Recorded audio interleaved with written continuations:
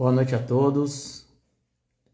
Estamos ao vivo aqui para mais uma live Aspaco, dando continuidade aí na nossa sequência de lives. Hoje com um tema muito legal, muito interessante, que é um bate-papo com os técnicos da Arco, né?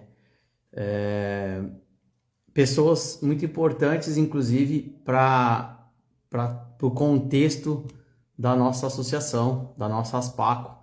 Então a gente vai fazer esse bate-papo e vocês vão poder interagir e saber um pouquinho da história de cada um, né, desses técnicos e da importância deles para a ovinocultura paulista. Eu vou esperar o pessoal entrar para ir chamando. A gente vai ter uma live recheada hoje, vai ser com os quatro ao mesmo tempo, vai ser bem bacana. E espero que vocês possam aproveitar e interagir com a gente aí para que a live possa ficar bem dinâmica. Ó, o Gustavinho já entrou aqui, eu vou convidar ele para participar.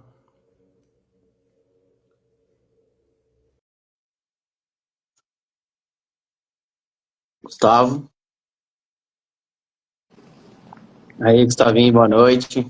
Beleza? Tudo bom. Eu só chamando, deixa eu chamar o resto do povo aqui. Deixa eu ver quem já tá aqui. Jean também tá aqui.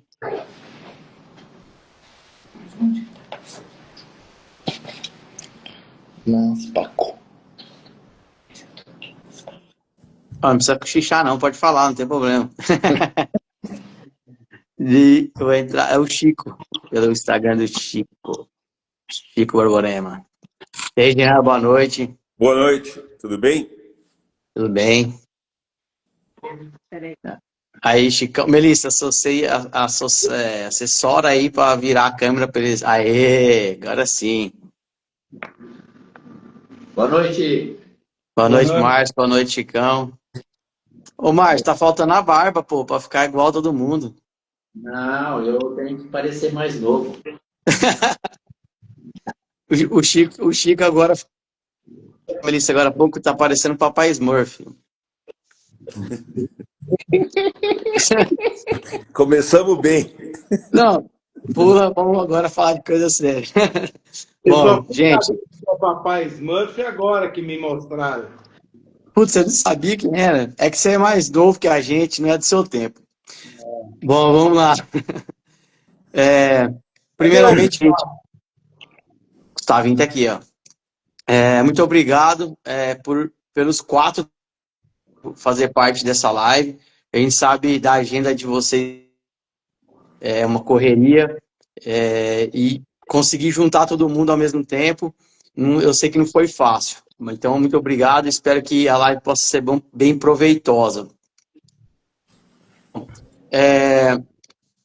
Esse tema a gente escolheu para tirar as dúvidas e também para poder falar um pouco da história de cada um de vocês, que muita gente conhece os nomes, conhecem os técnicos na hora dos julgamentos, mas talvez não sabe da história que cada um passou para chegar até aqui.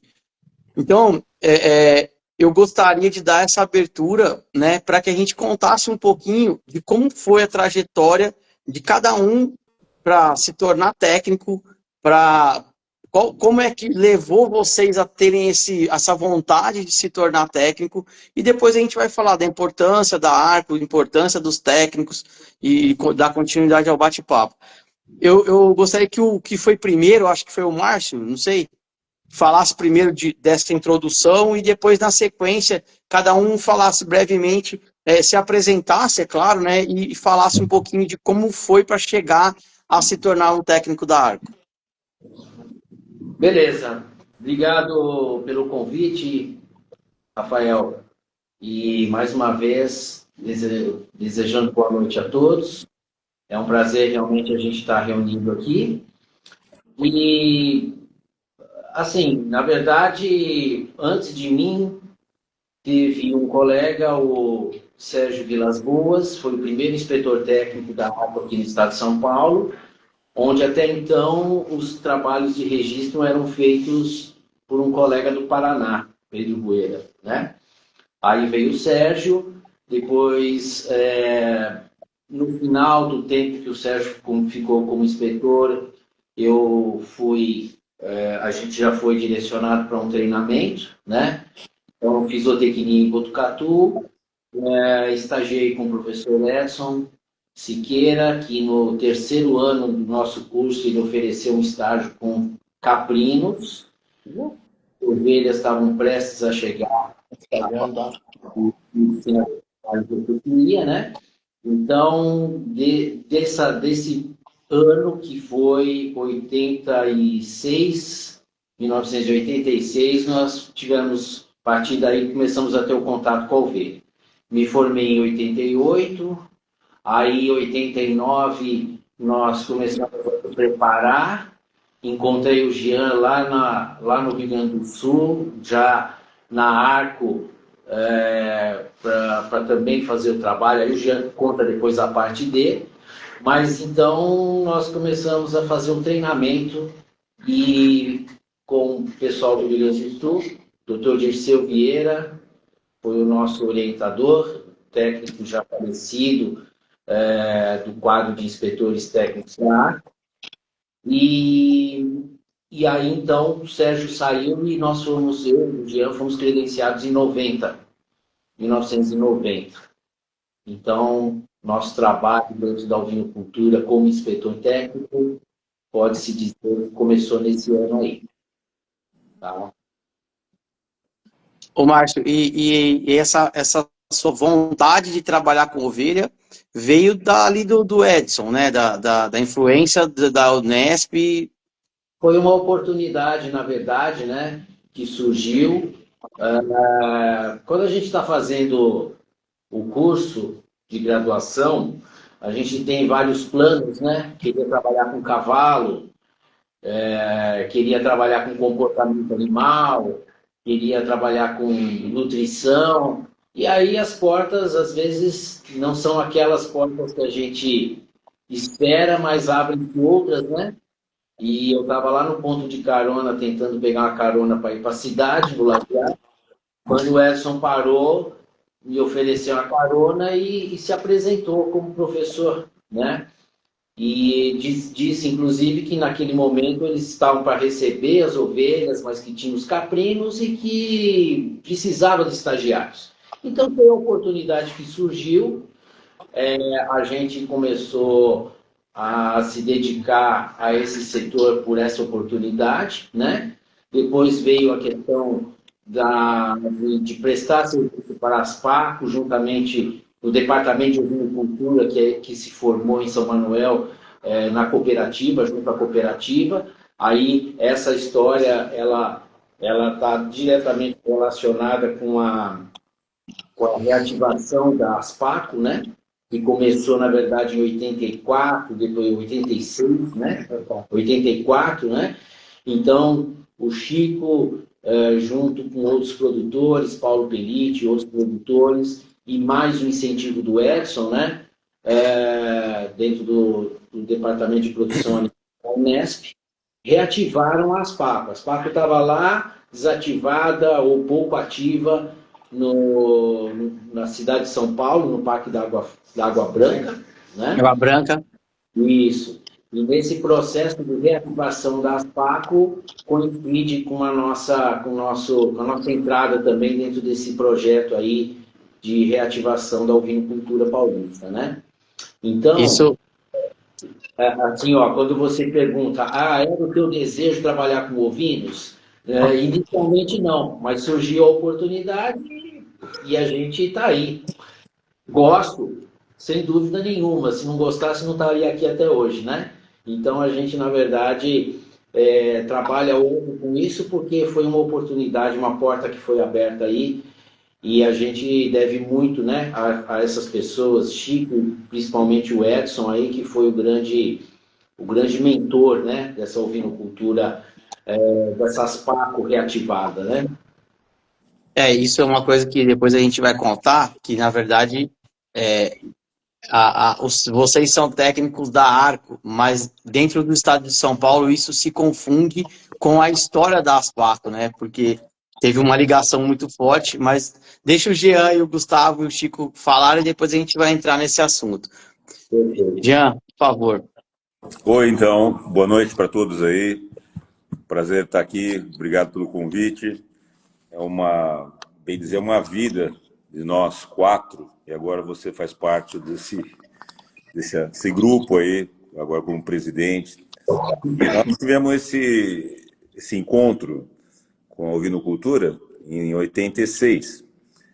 Eu pedi um estágio, eu não estudava na Unesp, né, de Botucatu, mas o Edson era oriundo lá da faculdade onde eu me formei, em Espírito Santo do Pinhal. E tinha uma menina lá, uma moça lá, que o apelido dela era Tiririca, a Silvia. E a Silvia, ela, conversando com ela falou, olha, tem uma coisa aqui, vai chegar uns animais que nós estamos fazendo um projeto aqui na faculdade, que não era universidade na época, era só uma faculdade de agronomia e zootecnia chamada Manuel Carlos Gonçalves, o pessoal conhece como Espírito Santo do Pinhal, e vai chegar um lote de animais aí da raça Corredale, que a gente nem imaginava que era, só que eu estou me formando, e não tem quem vá assumir esse setor aqui, o departamento de ovinocultura. E vocês não interessam? Ovinocultura, pensei que será produção de ovo. O que será isso? Aí ela falou assim, não, porque tem um amigo nosso que era aqui da faculdade, tal, que é formado aqui, e ele foi para a Unesp em Botucatu, e ele é professor lá da cadeira. E ele também está fazendo um projeto que vai receber umas raças lá, umas 5 raças de ovelha e tal. Então a gente, beleza, vamos fazer um contato com ele e pedir um estágio. Foi aí que em julho eu fui para a Unesp lá, junto com um amigo meu, o João, e com a minha esposa, que era minha namorada na época, a Flávia, para nós fazermos estágio lá, junto com o Márcio e a Josi, né, que eram já estudantes da Unesp Botucatu, os zootecnistas lá, e nós tínhamos essa pretensão. E aí fizemos o estágio foi muito bom, aproveitamos, coincidiu com a chegada dos animais, então a gente pegou o projeto lá da adaptabilidade de 5 raças no estado de São Paulo, que o professor Edson tinha criado esse projeto, para a gente fazer junto lá, e foi um mês de estágio lá, ou um pouco mais de um mês de estágio, muito bom, fizemos amizade. Aí dentro da Unesp eu fiz vários outros estágios, mas a ovinocultura foi a paixão. No final de tantos estágios, com tudo que você possa imaginar dentro da parte animal, embora eu seja engenheiro agrônomo, com especialização em zootecnia, mas naquela época você poderia fazer fitotecnia, zootecnia ou ambos, eu fiz ambos. E foi bom. E aí eu conheci essa turma todos muito jovens, né? Todos com muita gana de fazer as coisas. A ovinocultura estava sendo renovada, estava sendo reativada. O Prúcoli, que era o presidente lá da Aspaco, né? Antecessor do nosso querido Francisco Fernandes, Chico Borborema, foi um que iniciou a Aspaco, e isso daí, hoje a Aspaco, quantos anos, né? E a reativação era inevitável, porque a ovinocultura, quando partiu para a mão do Edson, para a mão do Chico, que era também um ex-aluno tal do Edson, a coisa pegou corpo e a ovinocultura desenvolveu. E nós tivemos a oportunidade de entrar, eu e o Márcio, entrar nessa onda. Foi quando eu fui também aproveitar e fazer estágios lá no Rio Grande do Sul, conhecemos um fornecedor e nosso grande amigo Florício Soares, que estava ajudando o Edson e o Chico enviarem animais da raça Corredale para o estado de São Paulo. E aí eu pedi também para passar uns tempos lá, fazendo estágio com ele, e foi lá que nós conhecemos as pessoas da Arco, os presidentes. Tinha um presidente na época, que está vivo, graças a Deus, o Dr. Jair Menezes, que era presidente da Arco nessa época, e ele estava passando o bastão para o outro presidente, muito nosso amigo, Luiz Carlos Brum, E foi nessa passagem, quando eu estava lá fazendo estágio em Bagé, durante uma feira de Bagé, que criou a oportunidade, vou criar, né, o Luiz Carlos Brum, vou criar opção para a renovação do quadro de inspetores técnicos e eu gostaria que você fosse lá. E nessa exposição eu acabei pedindo para participar mesmo e quis fazer o estágio e acabei conhecendo muito a parte do Rio Grande do Sul e a parte laneira, né, que era muito forte naquela época.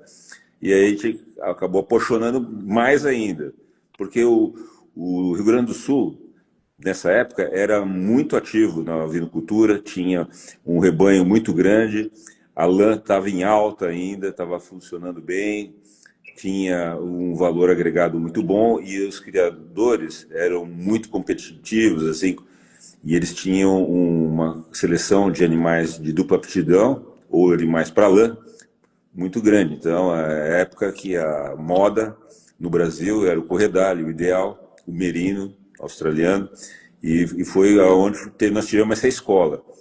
E tanto que eu gosto tanto da parte lã até hoje, que eu adoro ver a parte de tosquia, fazer a tosquia, eu tosquio meus animais, né?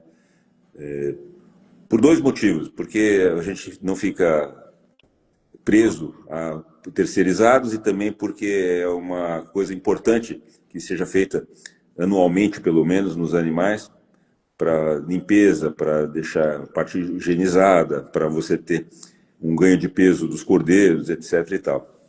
Então, essa parte foi um início e depois, nunca mais, a gente acabou deixando de participar de alguma forma, lá na Unesp de Botucatu, e em outras Unesp também, de Jaboticabal, com a ovinocultura. Embora eu tenha feito estágio, que nem eu já falei, de várias outras espécies, mas a ovinocultura realmente foi a paixão e a gente viu o potencial que ela tem, né, e a qualidade, né, da mão de obra naquela época era muito boa, tinha muita gente trabalhando em volta disso, e o marketing que foi criado, né, graças a essas pessoas que deram início, o pontapé inicial da reativação, a ovinocultura teve assim uma penetração a âmbito nacional, não foi só em São Paulo.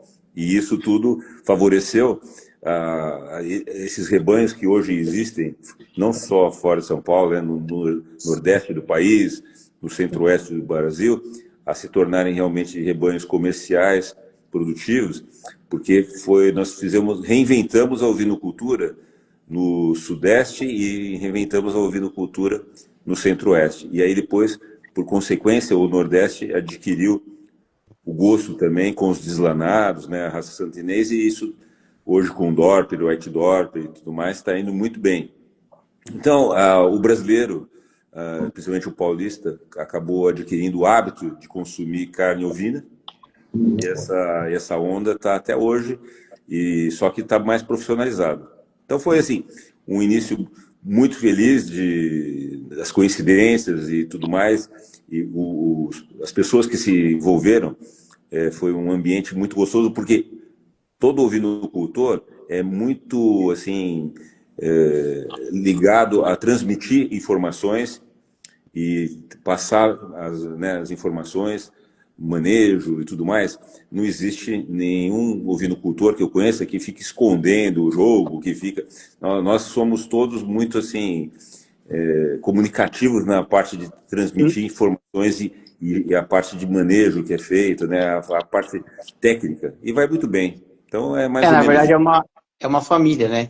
A ovinocultura, de norte a sul, virou uma família, uma grande família. Todo mundo se conhece, todo mundo sabe quem é quem, e isso é uma coisa bem, bem bacana.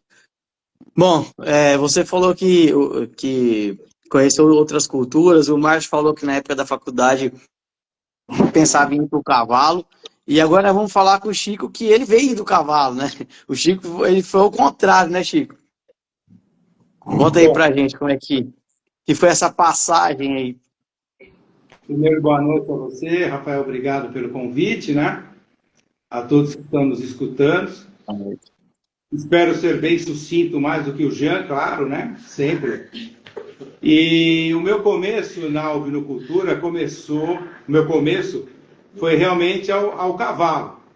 Graças a eu ser o primeiro inspetor da raça de cavalo Appaloosa, eu andei pelo Brasil inteiro fazendo inspeção dos cavalos. E tive contato com a ovinocultura no Nordeste.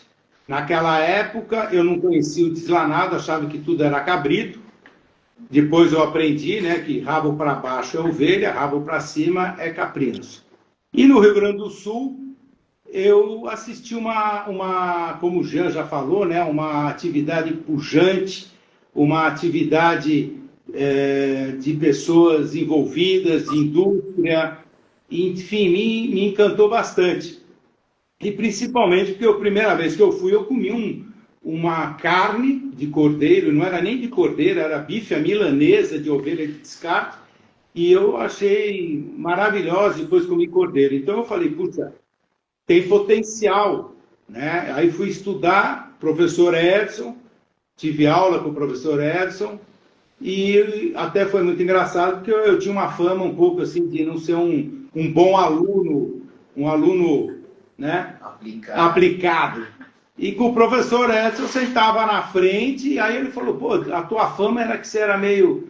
Por quê? Porque eu me identifiquei com a atividade. Então, eu me formei em 1983, eu sou da terceira turma de zootecnia, do campus de Botucatu, da Unesp de Botucatu, e minha família tem propriedade aqui perto, em São Manuel, né? E convidei o Edson para ir lá ver se daríamos para a gente começar a criar. E aí eu iniciei, então, paralelamente ao cavalo e ao gado, que a família também tinha gado na fazenda, eu comecei uma pequena criação de ovinos, da raça Corredale.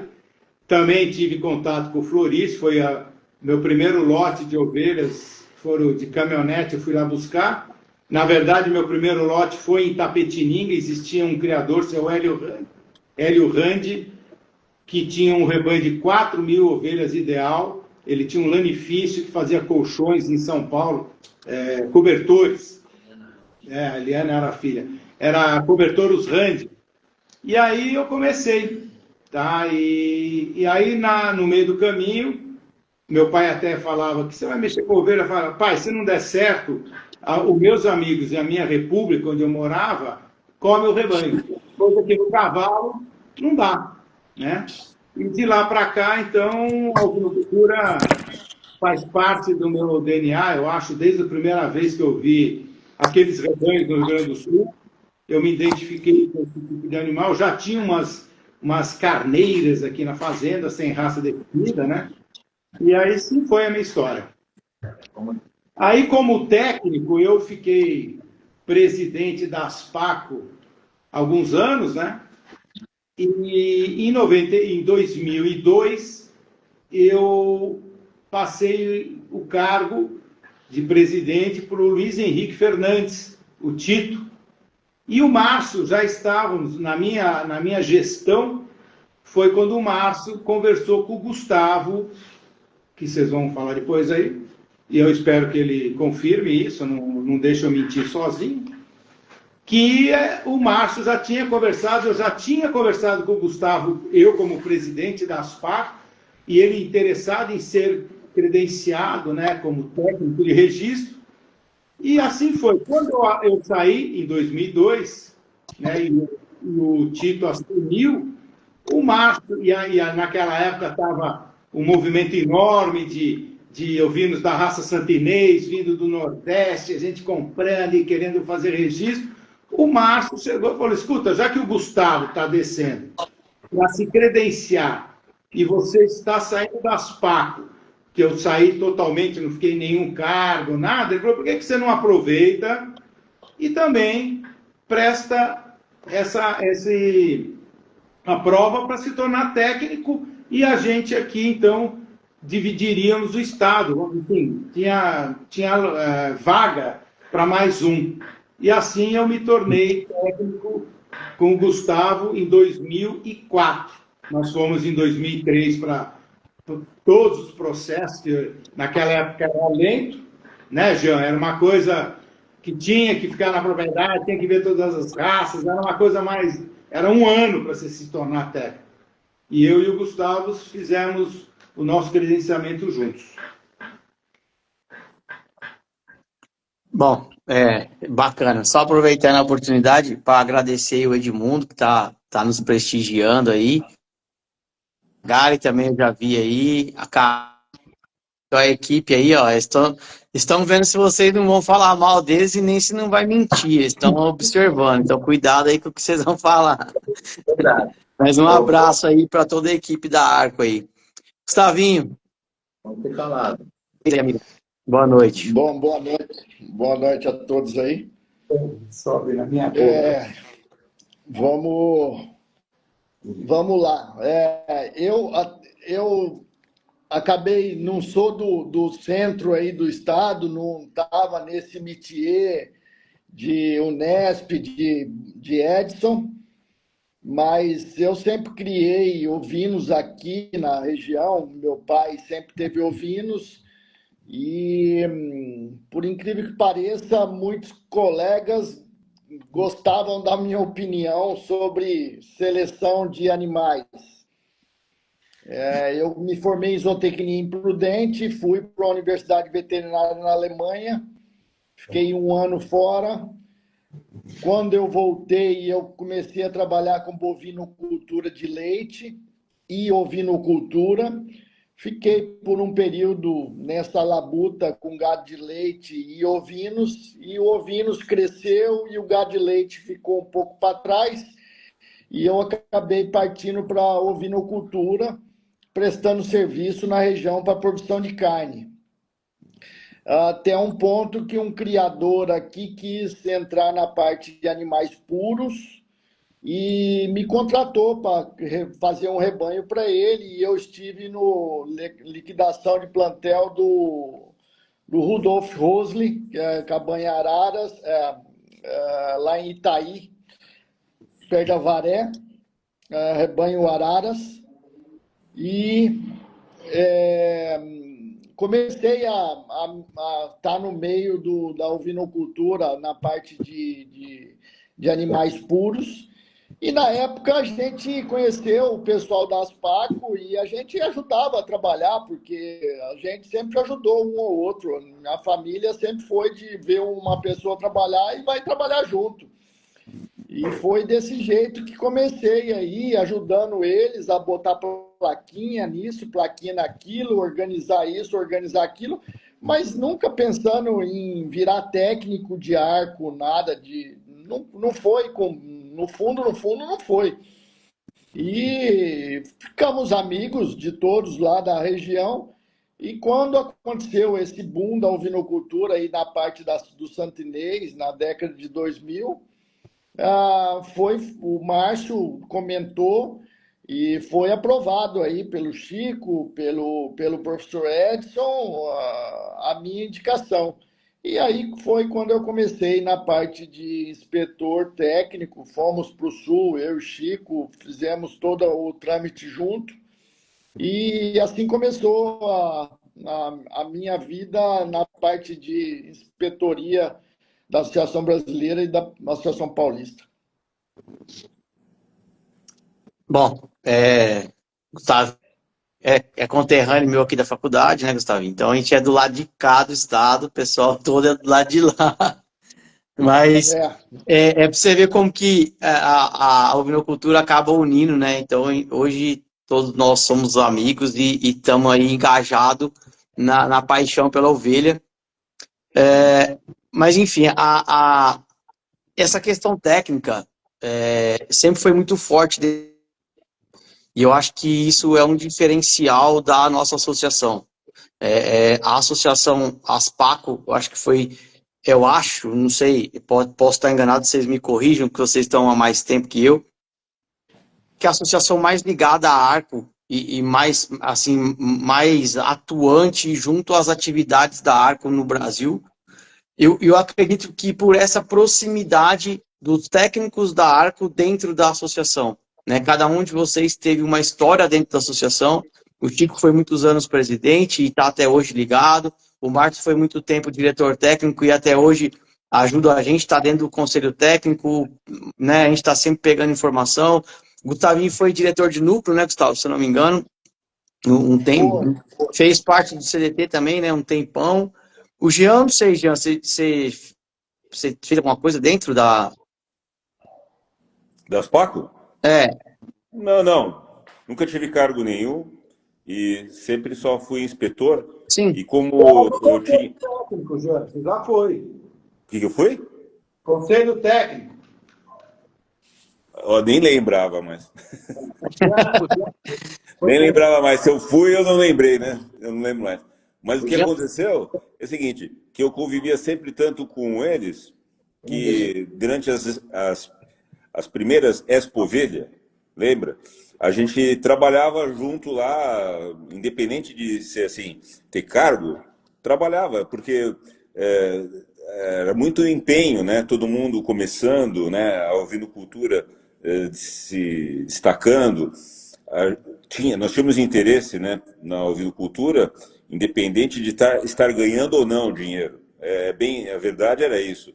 Era mais por paixão. Então, a primeira Expovelha que houve, a gente estava junto, a segunda, a terceira, e assim foi, quase todas. E a gente teve uma batalha dar o pontapé inicial junto com todo mundo.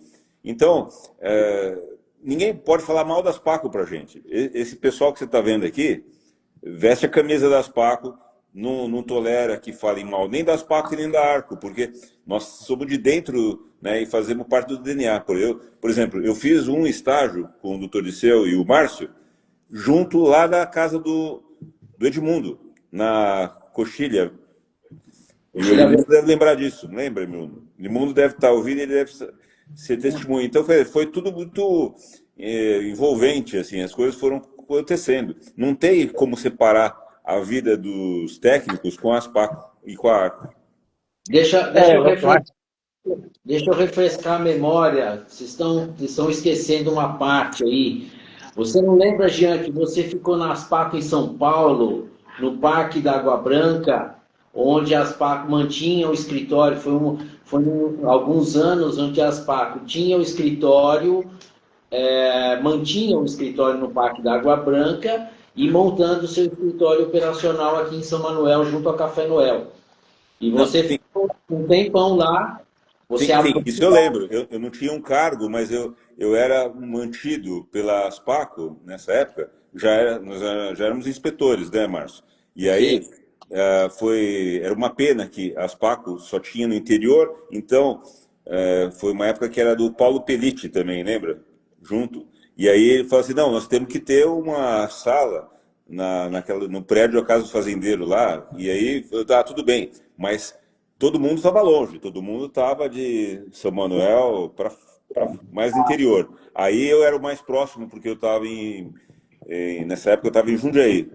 E aí eu peguei e falei assim, não, eu vou lá, eu eu reformo a sala, uma sala foi cedida, uma parte de uma sala lá, metade de uma sala para nós, que era de frente com a Capri Paulo. E aí nós reativamos e ficamos lá quase 3 anos. Então. Indo para lá e ativando e criando associações, né, assim, associados e tudo mais. Inclusive eu conheci pessoas muito importantes da minha vida. O meu padrinho de casamento, eu estava lá, era o Paulo Pimentel, e eu conheci ele, que ele foi se associar às Paco lá nessa sala na Água Branca. Então, quer dizer, são pessoas que viraram família para a gente, criadores, né? Nós temos muitos criadores que não foram apenas criadores, clientes que nós servimos. Nós tivemos bastante relacionamento e todos nós temos relacionamento com nossos criadores que a gente presta serviço aí de registro, porque não dá para dividir, né, separar as coisas, acaba tendo amizade real, né? Então, isso tudo, afinidades e também a casualidade da vida, né, que acontece. E assim, ó, muita gente não sabe a importância, né, da Arco, né, dentro da ovinocultura brasileira. e dos técnicos atuando a campo. Então, eu gostaria que quem quiser falar aí a respeito do qual que seria o papel realmente do técnico da Arco. Claro que a gente sabe que é registro, mas além do registro, o técnico presta um papel social para a ovinocultura, na minha opinião, né? Então, assim, vocês acham que seria realmente o papel do técnico ali perante ao criador e da ovinocultura paulista, qual que seria esse diferencial nosso, né, junto a vocês ali, junto à Aspaco? Bom, assim, Rafael, eu acho que é muito importante essa sua pergunta, essa colocação, porque estatutariamente a Arco é como se fosse um cartório, né? É um cartório, porque ela detém todo e qualquer genealogia dentro dos animais registrados como na verdade, um braço da Secretaria, do Ministério da Agricultura, tá? Mas a gente não pode dizer que Arco, e até mesmo a Aspaco, né, que às vezes é rotulada como uma entidade, que né, a Aspaco é rotulada como a entidade que só faz exposição, só se preocupa com o criador de plantel, né? E às vezes a Arco também ela é rotulada assim, não, porque a Arco só pensa no Rio Grande do Sul, ou porque a Arco é somente cartório. E na verdade, as pessoas que falam isso desconhecem todo o trabalho que existe por trás de uma associação, né? Então a Arco, ela faz fomento, a Arco é detentora de grandes projetos de ovinocultura em nível nacional. A Arco tem uma representatividade muito grande em todo o país, né? Eu acho que a Arco tem não sei quantos criadores, mas a nível nacional, e todos, se bobear, cada parte do país tem um diretor dentro da Arco, né? A Arco faz um papel muito importante dentro dos eventos, dentro da divulgação da ovinocultura, além da formação de profissionais. Então, assim, são vários trabalhos, né, que a Arco ela fica responsável. E aí eu já acho que a gente pode abranger esse trabalho, porque, por exemplo, como você falou, a afinidade que a Aspaco tem junto à Arco é muito grande. É uma das associações que está muito íntima da Arco, né? Muito próxima da Arco. Então, esses projetos todos, esse trabalho todo dentro da ovinocultura nacional, tem uma participação muito importante da Arco e das associações estaduais afins, né?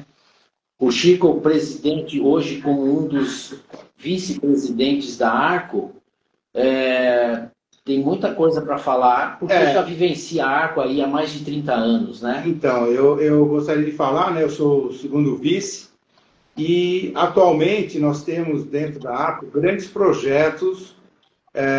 Ela também representa a Câmara Setorial Nacional, né, de caprinos e ovinos, e tem grandes projetos aí trabalhando. Nós temos um projeto com o Sebrae, então está se escrevendo, alinhando na parte de consultoria. Nós temos projetos no Rio Grande do Sul com relação à lã, tem o Fundo Vinos. Então, assim, aquela ideia que ela está ligada ao Rio Grande do Sul está errada.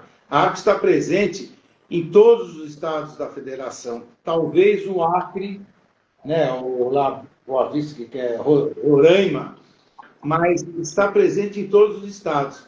E a gente, como criador, nós como criador, não sabemos usar isso. É igual às Aspaco, é igual às associações estaduais. O que a associação faz para o criador? Mas o criador tem que se associar, o criador tem que trazer essa demanda, né? Porque tudo depende da parte financeira. Isso aí depende, é claro. Nós não podemos não temos dinheiro dando em árvore aí, né? Então, a Arco é a mesma coisa, ela tem um caixa, ela tem funcionário, ela tem uma estrutura. Na minha opinião, todo criador brasileiro que tivesse as condições de visitar as estruturas da Arco ia entender a importância e o porquê da Arco estar onde está, né? E ela, por estar em Bagé, não quer dizer que ela não está olhando para o resto do país, né? E nós, das associações estaduais, você como presidente da ASPAC, o Alvinopar, enfim, é um braço dela para atender regionalmente, entendeu? Eu acho que outra coisa que eu gostaria de acrescentar é, assim, como o Ministério reconhece a Arco dentro da ovinocultura, tá? Do país. Então, a gente que teve a oportunidade de sair para outros lugares aqui na América Latina, por exemplo, Colômbia, que não tem, que a espécie ovina não é reconhecida a nível de registro na Colômbia, alvinos e caprinos, tá? Lá existem N associações que fazem independentemente seus registros, e aí a gente olha para nós aqui, e vê o trabalho que a ARCO faz e o reconhecimento que ela tem em nível de ministério, então a gente pode dizer que nós estamos muito bem representados. A ovinocultura está muito bem representada pela ARCO aqui no Brasil. E um detalhe, viu, Rafael, só para encerrar, a gente vê algumas atitudes com relação à Arco, né? Que o criador, pô, mas essa Arco está tomando uma determinação. Não é a Arco, é o Ministério que exige que a Arco tome algumas atitudes com relação a práticas de registro, providências, penalidades, tudo isso não é o bem da a Arco decidiu numa reunião de diretoria. São protocolos que o Ministério tem. A Arco ela tem do Ministério, como é que chama? Fiscalização lá, esqueci o nome.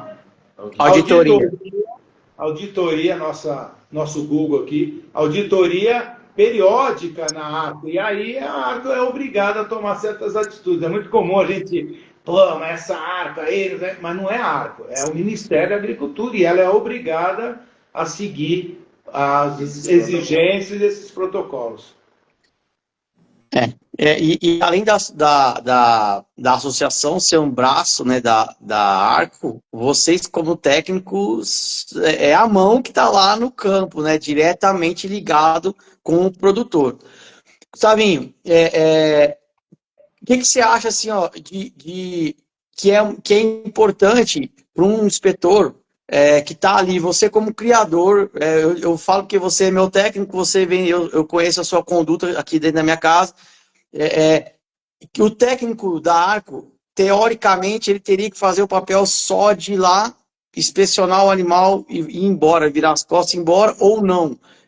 Tem essa ligação, você acaba criando um elo com o criador, você acaba se apegando ao seu cliente, passando dicas, como é que funciona essa questão do técnico, a relação do técnico da Arco com os seus clientes ali. É até importante falar que os técnicos de São Paulo, pelo que a gente vê, são técnicos que trabalham e vivem da ovinocultura. Então, a gente tenta ser o mais próximo profissional possível para ajudar os criadores. E eu digo que algumas raças pelas quais tem no estado de São Paulo, somos expoentes com questão à seleção em cima desses animais. Então, o paulista, ele é muito profissional no que faz, e isso faz com que aqui se tenha resultado na seleção, trabalham-se muito com biotecnologias de reprodução, e isso, a multiplicação foi muito grande de muitas raças aqui, e evidenciaram qualidade muito grande nos animais. E isto muito em detrimento aos técnicos que atuam no campo aqui. Nós, os 4, vivem da ovinocultura. Então, nós temos que dar resultado. No meu caso, eu sou um pouco mais pé no chão, e aí todos os clientes meus sabem muito bem como que é a ovinocultura. E eu não tenho que jogar confete, eu vou sempre explicar o que é a ovinocultura. A ovinocultura é uma atividade que exige dedicação. E não é, eu não vou ficar jogando confete para que se para a pessoa entrar na atividade e sair com raiva da atividade. Então, todos os meus clientes vão estar cientes o que é a ovinocultura no papel e na prática. Então, eu valorizo muito aos meus colegas inspetores técnicos por serem profissionais e viverem disso e saberem do que estão falando. Que a gente vê hoje essa questão de internet virou-se uma barbaridade, todo mundo dando consultoria na ovinocultura e isso causa um transtorno muito grande para criadores novatos na atividade. Essa questão, o Márcio, pode falar, pode concluir, Márcio. Eu queria, assim, complementar isso que o Gustavo está falando, porque talvez, assim, a gente vem de uma época, né, em que nós fomos, inclusive, treinados, né, quando eu, Jean, o Chico, mais tempo aí na ovinocultura, a gente é de uma época que os inspetores técnicos, eles eram recebidos com muita expectativa quando a gente vai nas propriedades fazer o registro, né? Na verdade, nós aprendemos lá com o doutor Dirceu, com o doutor Pereló, né? Que as pessoas se preparavam para receber o inspetor técnico, porque o inspetor técnico não ia lá só registrar, só tatuar. Então, a gente nunca foi treinado para ser um técnico registrador.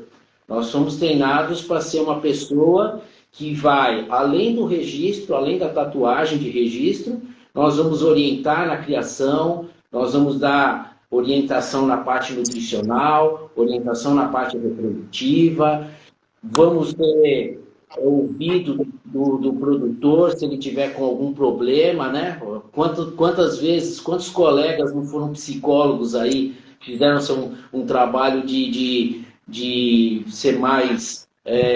tá mais íntimo do criador, né? Então a gente vê, por exemplo, que talvez hoje a ovinocultura, principalmente aqui no estado de São Paulo, ela tem uma conotação um pouco diferente. A gente tem muito empresário, pessoas que na verdade não vivem da atividade, elas têm outras atividades que a remuneram, e aí mal conhecem o inspetor técnico, mal têm contato com ele, né? A gente vai nas propriedades, só tem contato com o funcionário ou com o seu administrador, e às vezes a gente até perde a oportunidade de fazer esse trabalho mais social, esse trabalho mais íntimo, porque infelizmente os criadores não têm isso como sua principal atividade, não vivem disso e muitos criadores nem conhecem o inspetor técnico.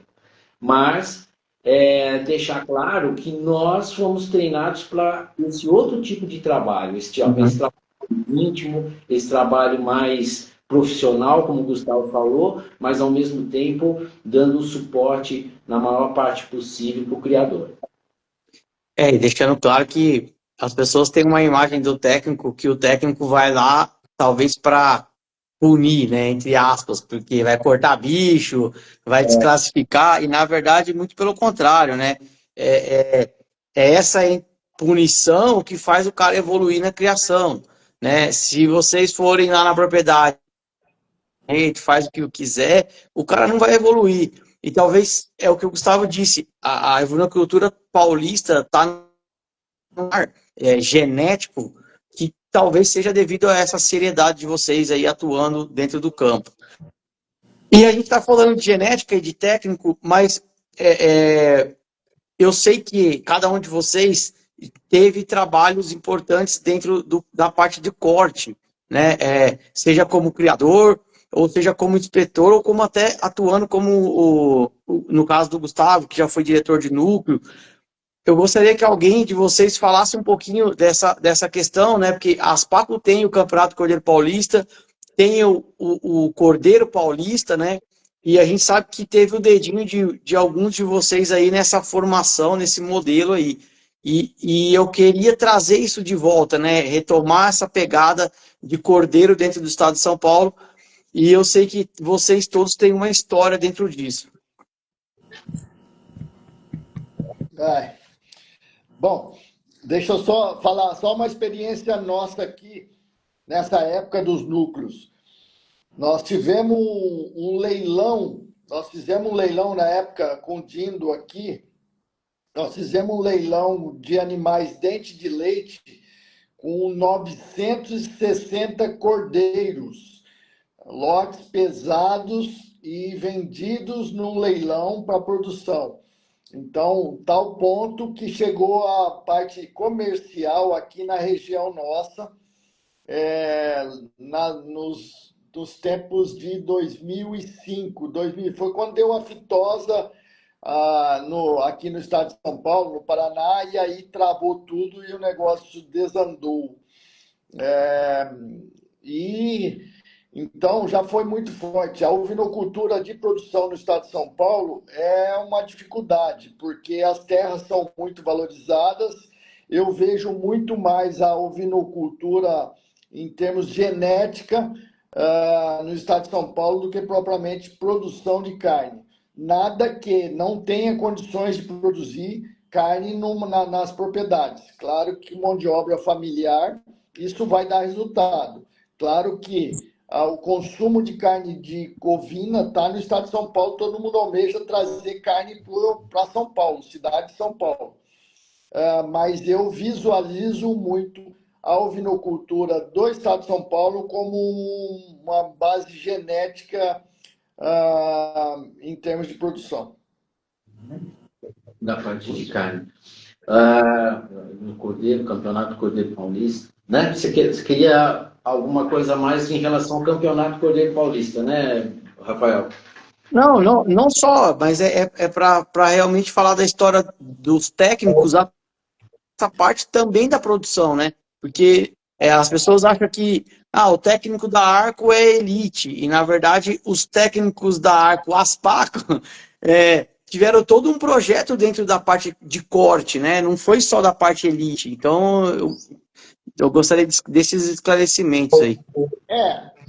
Com relação ao Campeonato Cordeiro Paulista, ele foi introduzido em 2002, na época que o Dindo era presidente, e existia um campeonato que era o Cordeiro Paulista, que as pessoas abatiam os cordeiros, levavam em São Manuel e avaliavam as carcaças.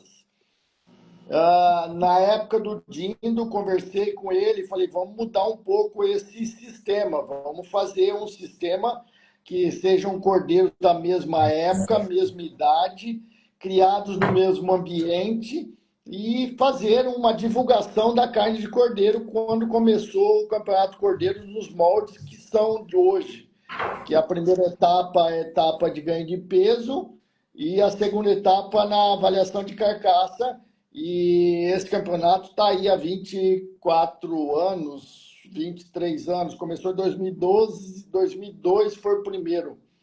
E é um campeonato que mostra muito o que seriam os cruzamentos entre as raças e a divulgação da carne de cordeiro. A finalidade foi a divulgação da carne de cordeiro, porque na época se abatia muito ovelha e era o consumo natural. E a gente fez com que o Campeonato Cordeiro Paulista evidenciasse a carne do cordeiro. Depois teve a parte de consumo de cordeiro na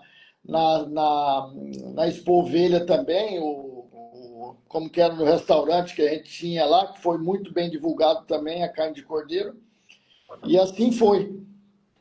Nós temos aqui um projeto, e o Jean atendeu bastante projeto comercial, ele vai poder falar, mas a Aspaco sempre se preocupou, além da genética, com a parte dessa estrutura. E nós, como técnicos, trabalhamos em cima foi nós, técnicos, na administração do Dindo, que lançou um programa do Senar, de ovinocultura, para instrução de mão de obra.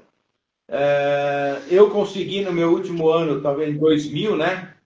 Nós conseguimos, junto à Secretaria da Agricultura, uma estrutura, que é onde nós estamos hoje, que é a sede da Aspaco, junto com um entreposto de carne, que nós tínhamos um projeto para atender os cordeiros do estado de São Paulo e, inicialmente, por causa do volume, do padrão, buscar no Rio Grande do Sul, na época, o nosso foco sempre foi o Rio Grande do Sul, para atender aqui a cooperativa. Nós montamos uma cooperativa, chamava Cooperovinos, junto com a Aspaco, porque a Aspaco não pode comercializar, né? E nós começamos. Infelizmente, estourou a aftosa lá no Rio Grande do Sul, no ano de 2000.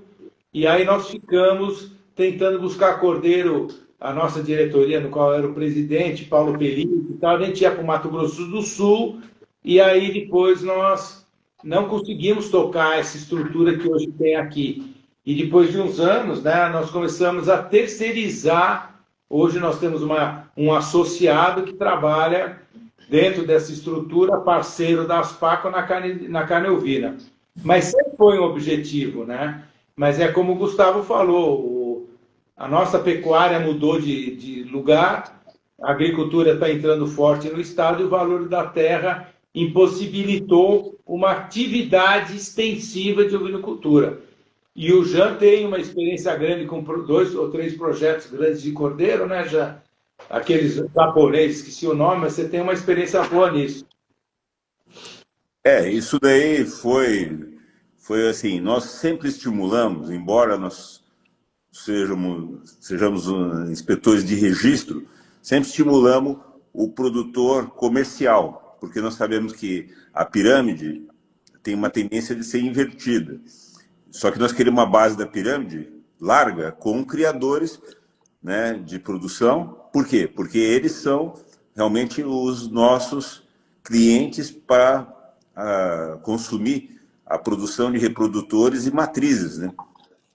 E isso tudo é fundamental. Esses criadores que a gente começou em regiões mais do centro-oeste brasileiro, eles realmente enfatizaram a produção em escala, em grande escala, e sentiram resultados bons, tivemos resultados bons. Mas as terras mais baratas, né, e o volume, como a ovinocultura, é uma economia de escala. Quanto maior o volume, mais você vai amortizar a tua mão de obra, a sua estrutura toda, e não dá para falar assim, vou criar grande quantidade semi-confinada ou confinada. Não funciona, né?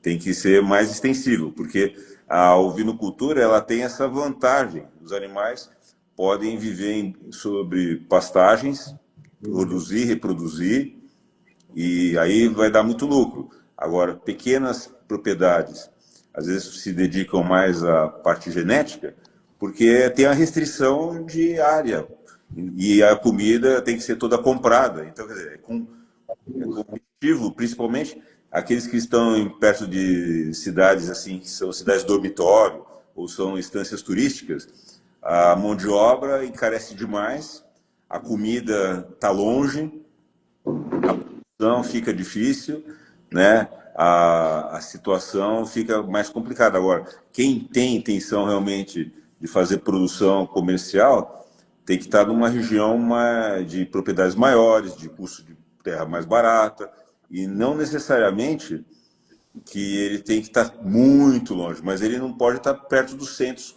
comerciais. O estado de São Paulo, próximo de São Paulo, está proibitivo, porque o valor da terra só se tirar brilhante, ouro, ou jorrar petróleo lá para compensar.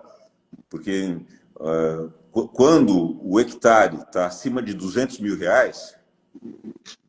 é difícil você conseguir fazer uma recuperação. Então, quer dizer, isso tudo são os motivos pelos quais também o Nordeste brasileiro tem tido um desenvolvimento muito grande na ovino e caprinocultura.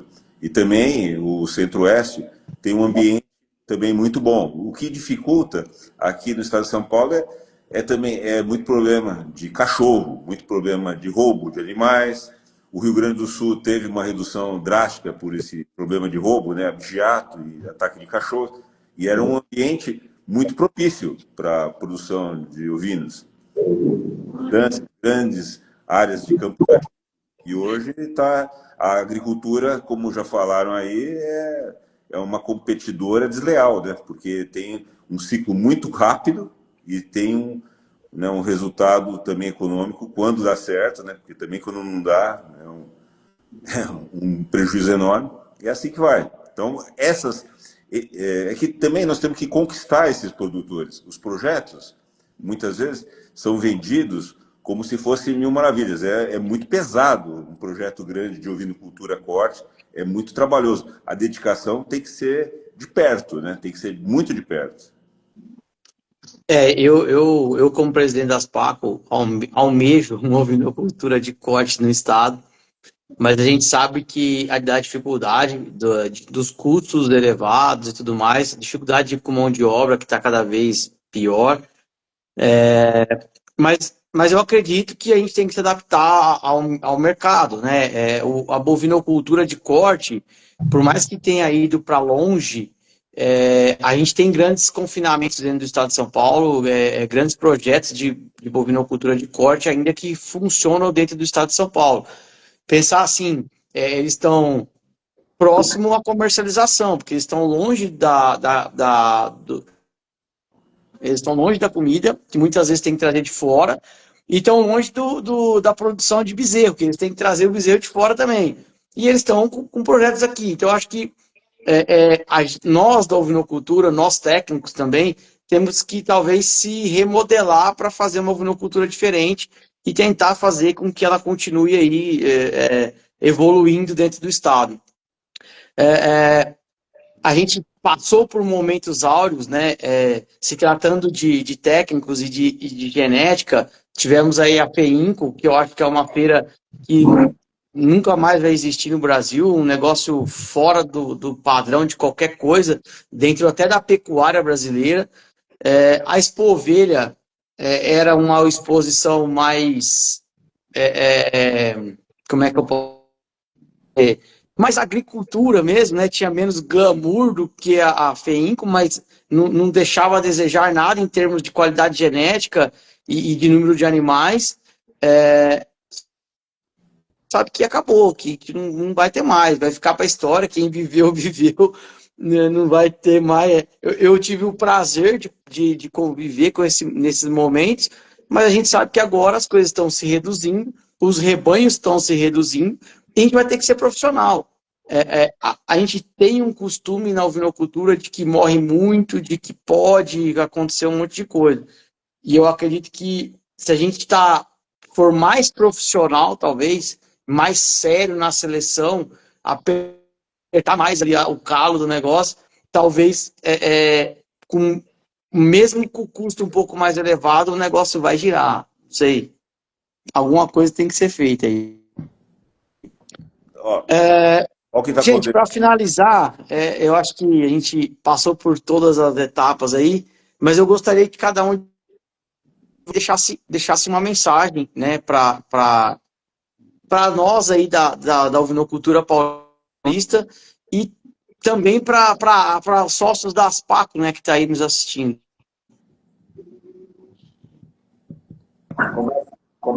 Começo eu? Sim. Bom, foi votado. Ô, Jean, rápido, hein, Jean? Não, o Márcio vai começar. Ah, tá. O que eu gostaria de deixar é que realmente a ovinocultura é uma atividade difícil, ela é complexa, nós temos aí vários detalhes, né? Uma atividade que exige muito, mas ela é possível. Ela é possível porque ela permite diversidade de sistemas de produção e que muitas vezes a gente pode ter uma ovinocultura eficiente. Aí a mensagem que eu deixo é que os produtores busquem informação, busquem a orientação técnica. E essa orientação técnica, não sei de outros profissionais, mas o que eu posso garantir é que partindo de nós, pelo menos nós aqui, inspetores técnicos do Estado de São Paulo, vai ser uma informação, uma orientação muito realista. Tá? Eu vou citar um simples exemplo de quando nós permanecemos aqui muito tempo no escritório da Aspaco, recebendo ligação de produtores rurais que queriam começar a criar, e muitas vezes as pessoas não tinham condições. Eu quero criar ovelha, eu quero produzir carne, eu quero fazer marca de carne, eu quero exportar carne para outros países. Aí você perguntava para ele quanto ele tinha de área disponível. Eu tenho 3 hectares, 5 hectares e etc, né? E eu me lembro muito bem de um criador que ele ficou me questionando muito, fazendo várias perguntas. E quando eu disse para ele que a propriedade dele, que ele não tinha condições de produzir cordeiro para abate, que ele não iria ter um rebanho de viabilidade econômica, o cara deu um pulo de alegria. Porque ele falou assim, olha, eu já conversei com muitas pessoas que me disseram que era lindo, maravilhoso, bom, mas na minha consciência, eu via que o negócio não ia dar certo. E você está me dizendo que realmente o negócio não é por aí. Então, eu acho que a nossa orientação, ela tem que ser dentro de uma realidade. Inclusive, colocar os produtores, os criadores com o pé no chão, porque senão eles vão começar, vai dar errado, e inclusive a atividade fica mal falada, nós técnicos vamos ficar mal conceituados, justamente porque a gente vai prometer uma coisa que não é possível, né? Então, o que eu gostaria de deixar aqui como mensagem é que, embora nós sejamos técnicos de registro, nós estamos aqui prontos e com conhecimento mínimo para dar essa orientação aos criadores que eventualmente quiserem entrar na atividade. E aqueles que já estão, nós vamos continuar fazendo o nosso trabalho de sempre poder contribuir o máximo possível.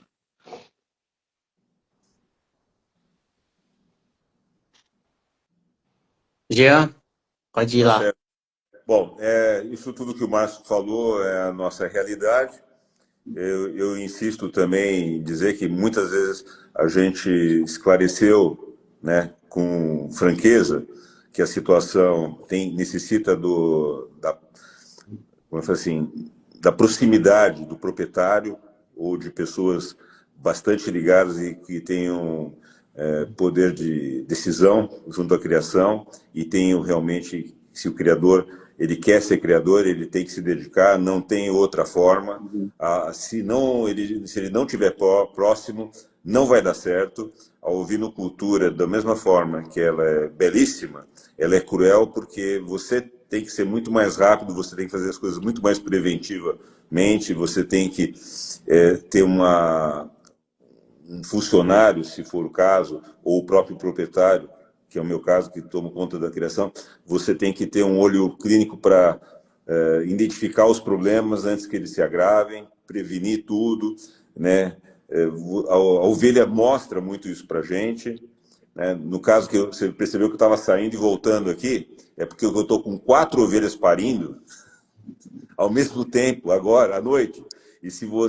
E eu estou dando até, graças a Deus que está começando nesse horário, porque normalmente é depois da 1h da manhã que acontece isso, aí eu tenho que ficar ligado lá, pelo menos para supervisionar, não que vai ter problema, mas quem é ovinocultor não consegue ver uma ovelha começar a parir e não ficar olhando se vai dar tudo certo, né? Porque pode dar errado. Normalmente dá certo, mas pode dar errado. Agora, se você tem uma criação que você vai lá uma vez por mês e deixa na mão de um funcionário que não tem muito conhecimento e você não tem uma assessoria de perto ou alguém que resolva, as chances são pequenas de ter resultado positivo. Independente de ser uma criação comercial ou uma criação elite. né? A proximidade do dono, né, é muito importante para um resultado positivo. E que realmente as margens para quem produz carne não é muito alta e que o mercado de elite ele depende de um investimento alto, porque a frequência de exposições que você tem que participar, os investimentos que você tem que fazer na parte de reprodução, se você faz opção por sistemas de transferência de embriões ou FIV, é que são caros, os profissionais não são baratos, os hormônios não são baratos, os protocolos são caros também, e o resultado também depende de quem tem. Então, como eu sempre falei, essa atividade elite, ela não é para quem quer, é para quem pode fazer. E isso é a grande verdade, porque não é fácil. Agora, que é prazeroso tanto que todos nós, né, somos apaixonados por isso e pelo menos a maioria de nós são criadores e têm suas propriedades ou têm suas criações de alguma forma e estão não largam isso. Tenho certeza que esses que estão aqui vão morrer fazendo isso. Não tem outra. Nós não temos. Nós estamos numa rodovia que só tem pedágio e não tem retorno. Então a gente só vai indo e a opção parar não existe. A opção dar retorno também não existe. Então, para quem tenho certeza de uma coisa, todos nós aqui somos felizes com a ovinocultura. Fomos felizes e seremos sempre felizes por estarmos dentro da ovinocultura e fazendo parte desse grupo. Então, a última semana nós passamos, aí 2 semanas atrás, nós passamos juntos aí fazendo um encontro com o pessoal da Arco, né? O Sérgio, a Magali e o Edmundo, lá no Paraná, com o pessoal do Paraná para baixo, menos o Rio Grande do Sul, São Paulo para baixo, menos o Rio Grande do Sul, e foi muito boa a convivência. Foram dias prazerosos, porque nós convivemos, nós aprendemos, nós compartilhamos e ainda nos apresentamos ativos. Isso é importante. Todos nós estamos ativos na ovinocultura e isso que importa. E nós estamos com uma associação que está com quantos anos, né? Atuante, e é uma referência. A Aspaco realmente uma das filiais da Arco, que é uma referência como associação de Estado no Brasil. Então, está de parabéns a todo mundo e agradecer. E a mensagem é assim, se você quer ser ovinocultor, dedique-se. Um grande abraço. Obrigado, Jean. Chicão, por favor. Eu vou deixar o Gustavo falar, eu gostaria de ser o último.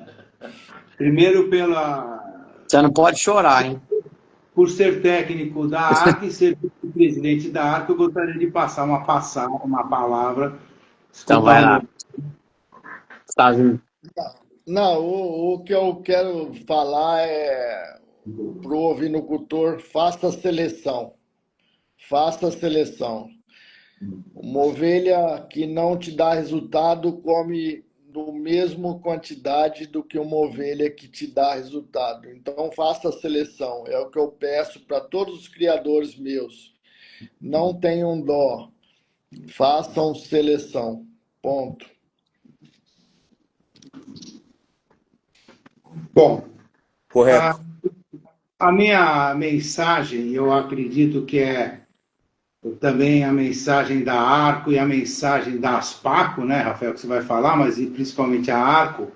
Primeiro, nós técnicos, os 4 aqui de São Paulo, são de uma geração, que todos já falaram, que nós temos a ovelha no DNA. Nós temos o desejo do sucesso do criador no DNA. Né? Nós temos a competência no DNA. Nós aprendemos junto à Arco, junto aos que passaram pela Arco, os nossos antigos superintendentes técnicos, os atuais, né? A responsabilidade de levar a palavra, levar o conhecimento. E a Arco, apesar de estar em Bagé, no Rio Grande do Sul, como eu já falei, ela está em todos os estados. E aqui em São Paulo, nós temos, por sermos os técnicos daquela geração, nós temos essa responsabilidade, né? E a gente sabe que criadores têm seus problemas com a Arco, como tem com a Aspaco, mas aí a responsabilidade é do Rafael, mas eles têm que saber que a Arco, ela quer o melhor, ela faz o melhor dentro do que ela pode ser feito, dentro dos limites. E ela não é detentora da palavra. Existe um Ministério da Agricultura. E a Arco hoje ela está com segmento em todas as áreas de produção de ovinos. Como eu falei, projetos que não dependem da Arco, dependem de N situações governamentais, empresariais, né? Nós tivemos agora, a Arco esteve presente na Swift, ouvindo o pessoal, dando uma palestra de produção, porque eles querem intensificar a carne ovina, produzindo, além do cordeiro do Uruguai e do Chile, ela quer também tentar produzir um cordeiro brasileiro. E a Arco, pioneira, está lá. De repente eu até estou contando uma coisa que não devia ter contado, mas, enfim, nós estamos aqui, nós técnicos, representando as entidades, a matriz, a mãe de todas, que é a Arco, e nós, as Aspaco, somos homologados para isso, e pode ter certeza que a gente quer o melhor para o criador, tá certo? E nós aqui vamos falar o que é certo. Nós não estamos pensando no que nós podemos ganhar ou deixar de ganhar. Essa é a minha palavra. Bom, eu agradeço aí a palavra de todos. Eu acho que o Chico falou é muito importante. A associação muitas vezes é criticada por segurar algumas coisas que talvez não é da competência dela, né? E a gente não quer o pior, né? A Associação de Ovinocultura, ela trabalha para os ovinocultores, então, se não tiver ovinocultor, não tem para que ter associação. Então, a gente quer o melhor sempre para a ovinocultura. Só que nem sempre as coisas acontecem como a gente gostaria que acontecesse, né? A gente depende de verba, política, a gente depende de N fatores que da nossa alçada. Então, o que eu tenho assim para completar tudo que vocês falaram? É um prazer ter vocês 4 dentro do corpo técnico de São Paulo, porque eu acho que é muito conhecimento junto do Estado. Isso fez o Estado amadurecer na ovinocultura, principalmente chegar no patamar genético que a gente está hoje. O que vocês falaram aí do produtor estar próximo, eu acredito nessa questão, porque a gente vê, mesmo dentro da cabanha, as cabanhas mais prósperas, talvez dentro do estado, são as cabanhas que o dono vai junto, que ele acompanha os animais nas feiras, que ele está ali ligado no dia a dia. A gente vê cabanhas até mais jovens, né, que estão ganhando tudo aí nas pistas, porque o cara está ali no dia a dia. Então, na carne não é diferente, né? Não poderia ser diferente.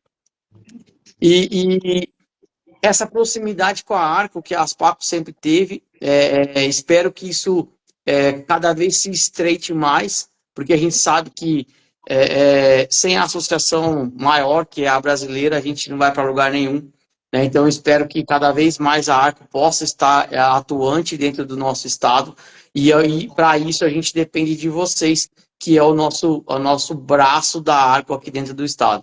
Então, gostaria, né, mais uma vez de agradecer e dizer que a Associação Aspaco está de braços abertos aí para vocês poderem atuar e nos ajudar a melhorar a associação também.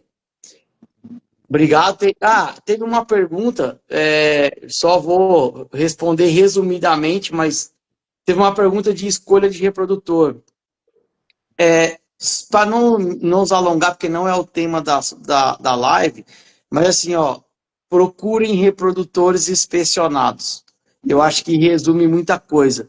Se o reprodutor passou por algum desses 4 técnicos que estão aqui, e é porque alguma coisa já foi feita ali de seleção, né? Se ele tem um carimbo da Arco como confirmado, é porque ele já tem alguma coisa, então você já pode ir para esse lado, né?